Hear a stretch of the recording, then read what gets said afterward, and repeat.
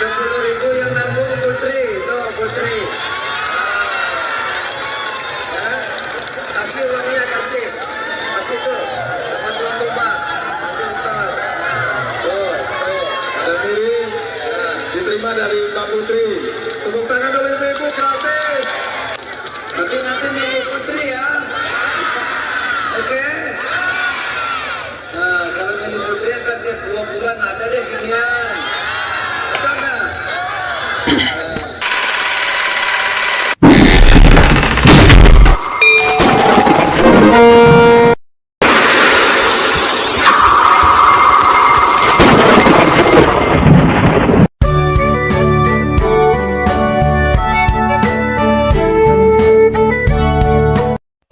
Assalamualaikum warahmatullahi wabarakatuh. Om Swastiastu, nama budaya, salam kebajikan, salam rahayu, selamat datang, selamat berjumpa lagi bersama Gus AA dalam channel Tanda Tanya Politik Semakin Gila Semakin Asik.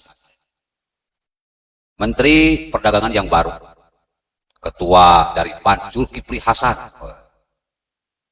bukannya fokus bagaimana caranya menurunkan harga barang, bukannya berpikir keras bagaimana cara menurunkan harga sembako, harga minyak goreng, malah fokus mempromosikan anaknya untuk bertarung di pilkada.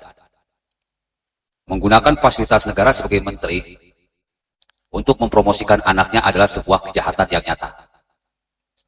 Mereka yang selama ini berkomentar keras kepada pemerintah, setelah mendapatkan jabatan, apalagi jabatan menterinya menteri perdagangan, ternyata kualitasnya itu nol besar.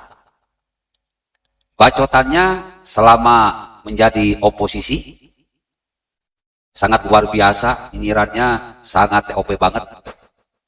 Membuat seolah-olah pemerintahan Jokowi ini nggak becus kerja dalam menurunkan harga barang, khususnya minyak goreng.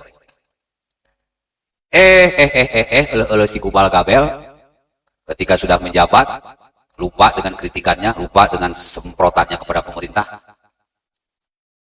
Bukannya kinerja dengan keras, bekerja dengan keras, mewujudkan semua ketidakbecusan pemerintah, menambal semua kebijakan pemerintah yang kurang, malah menjadikan jabatan menteri sebagai ajang promosi buat anaknya.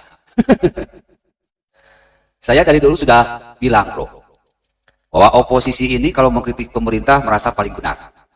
Tetapi ketika mereka menjabat atau berkuasa, apa yang diomongkan oleh mereka dulu itu memang hanyalah bualan. Kerja mereka malah lebih buruk daripada seseorang yang mereka kritisi. Ini mengerikan, bro. Niat hati Pak Jokowi mengambil seseorang yang memang dianggap bisa menambal kekurangannya selama ini, mengambil para oposisi untuk masuk ke dalam jajaran menteri, untuk bekerja sama, membangun Indonesia, mewujudkan kesejahteraan sosial bagi seluruh rakyat Indonesia, malah kerjanya itu sangat-sangat tidak memuaskan dan membuat kita tertawa terbahak-bahak. Makanya ke depan, kalau misalkan Ganjar Pranowo terpilih, dan saya minta menang telak lah, harus menang telak supaya tidak ada bagi-bagi kursi lagi. Karena apapun alasannya, yang namanya oposisi cuma bacot doang. Bacotnya asal-asalan, ketika mereka mendapatkan jabatan kekuasaan, kerjanya asal-asalan dan akal-akalan. Lihat, kelakuan dari Zulkifli Hasan ini kerjanya asal-asalan, akal-akalan. Padahal dulu, waktu mengkritisi pemerintah itu, bukan main. Bisa dibilang sangat cerdas. Setelah menjabat, ya, kerjanya kayak tai. Aduh. Mudah-mudahan nanti kalau Ganjar Pranowo sudah terpilih, jangan bagi-bagi kursi lah. Kasihan rakyat.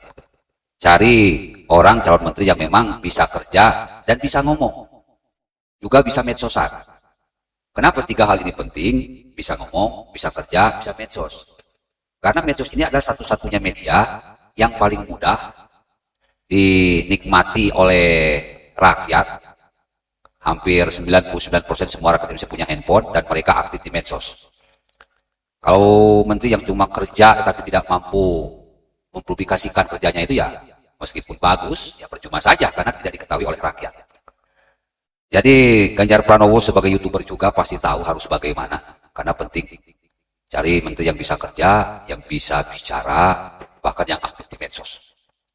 Kesan Jokowi di era pertama ini yaitu ketika mengajak oposisi untuk kerjasama, bukannya menampilkan kualitas yang bagus dan bertanggung jawab, malah terkesan itu melakukan politik dinasti.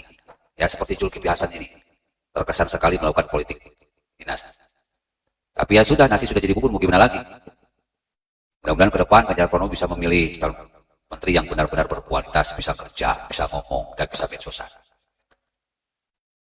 Untuk itu, ya Ganjar Pranowo harus menang telak.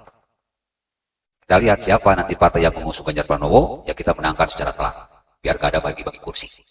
Kalau sudah bagi-bagi kursi ya, sama saja dengan bagi-bagi duit. Bagi-bagi kekuasaan, udah ujung-ujungnya duit. Assalamualaikum warahmatullahi wabarakatuh.